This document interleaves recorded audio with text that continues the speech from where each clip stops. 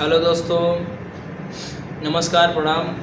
आप सब कैसे हैं? आशा करते हैं आप लोग स्वस्थ होंगे, मस्त होंगे।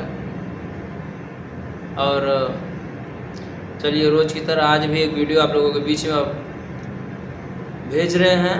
आशा करते हैं आप लोगों को पसंद आएगा। तो चलिए एक सुनिए गाना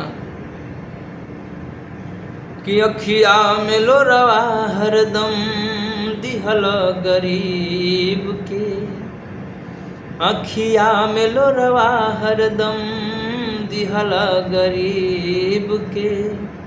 हे विधन कैसे लिखल हमरा नसीब के, विधन कैसे लिखल अरे हमरा नसीब के।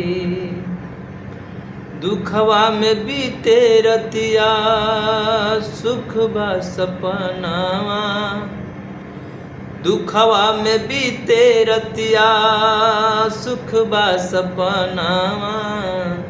कैसन नसीब हमरो कवने करनवा, कैसन नसीब हमरो कवने करनवा। कि दुखवा में बीते रतिया सुख बा सपनावा। कैसन नसीब हमरो कवने करनवा, कैसन नसीब हमरो कवने करनवा।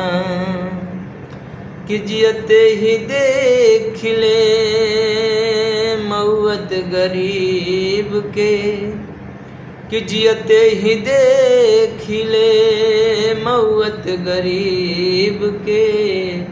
ए विधना कैसे लिखल हमरा नसीब के, विधना कैसे लिखल हमरा नसीब के।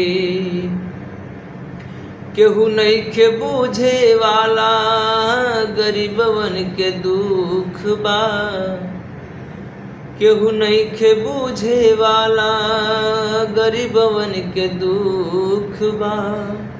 आंसू पी के रही जाला कई रोज भूख बा, आंसू पी के रही जाला कई रोज भूख बा। दिहलाई जीवन तू बड़ा ही अजीब में, अरे दिहला तू जीवन बड़ा अजीब में। हो विधाता कैसन, ए हो विधना कैसन लिखल हमरा नसीब के। ए विधना कैसे लिखल हमरा नसीब के, ए विधना कैसे लिखल हमरा नसीब के।